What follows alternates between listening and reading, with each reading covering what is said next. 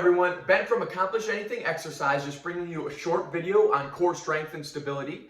This video is for individuals who have followed some structured regimen for at least a year and have already built a foundation of core strength and are just trying to improve that. I recommend you try this video if you're just generally trying to improve your core strength and stability and repeating these exercises daily, or if you find that during or after your workouts you have some pain in your low back or hips and may just need to activate those internal abdominal muscles a little bit more to get ready for your lifts. Let's give it a try. First exercise is a standing band circuit. You can perform this with or without a band, but a band is going to give it a little bit extra resistance. So you'll just put the band around your feet, just above your knees. With this, you're going to get in a general athletic stance, so about like a quarter squat position. Hips are seated back, knees are bent slightly, hands up by your chest. You want to keep one leg totally stable. The other one is going to come in and out 10 times. You're going to perform 10 times on one side, then other leg is stable, and the other side in and out 10 times. While you're doing this, your feet are staying flat on the floor. So you're moving from your hips and your ankles, and your one knee is remaining stable. You shouldn't be lifting your whole foot totally off the floor. It stays flat on the ground, and you go 10 one side, 10 on the other side, 10 both together. Stand up, relax, get back down, repeat that for 3 sets. Second exercise is called a dynamic crawl. This variation, we're just going forward and back. So for this, you're going to be on all fours. Your hips are stacked right over top of your knees, and your shoulders, elbows, and wrists are all stacked directly over top of each other. Toes are tucked underneath behind you. You're going to do a quick cat-cow position. And so you can find right in the middle where you're in a neutral spine.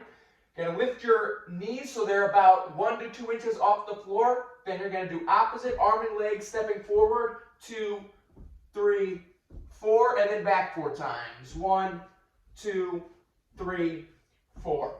Notice when I do it, I'm not rotating my hips. Your hips should try to stay totally square with the floor. You're going to go forward and back for 4 steps each. Repeat that for 3 sets. Third exercise is called a kickback. So with this, you're on all fours. Again, your shoulder and wrist are stacked, and your hips and knees are stacked over each other. You can either do it with your toes tucked or toes pointed out. And you're going to kick one leg back. When you do it, notice you don't want to open your hips up or drop it down too much. Try to keep it totally square with the ground. Locking that leg out and trying to kick away from you. Pointed with your heel, so not pointing your toes.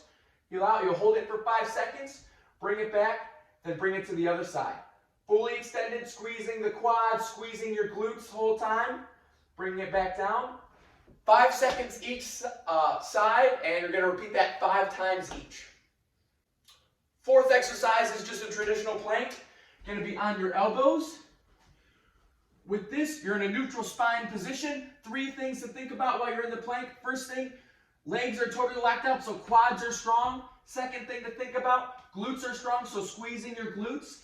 Lastly, squeezing your abs. So if someone's pushing into my back, I'm rounding it towards the ceiling just slightly. So I'm not letting my stomach hang down. Quads, glutes, and abs are all engaged. Holding for 20 to 60 seconds at a time. You want to make sure you stay breathing the entire time and squeezing those 3 things. Last activity is just a stretch. So for this, you're going to need an open wall, and you're going to be in a half kneeling position. With this, you want your ankle, knee, and hip all against the wall, as well as the shoulder. With this, you're going to be watching your wrist the whole time, coming all the way up, keeping that shoulder glued to the wall, rotating as far as you're comfortable with, and bringing it back down. You're going to repeat this 5 times. Each time, try to get a little bit further until you're a full 180 degrees, and you're able to do it without lifting the shoulder to try to get around.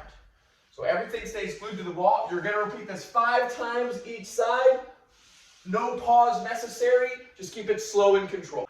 All right, everybody, that's what I got for you. Again, if you're just generally trying to improve your core strength and stability, I recommend trying these exercises out daily.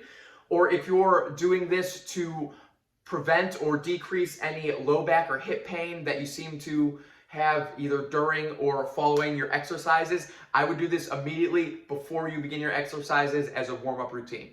Keep up the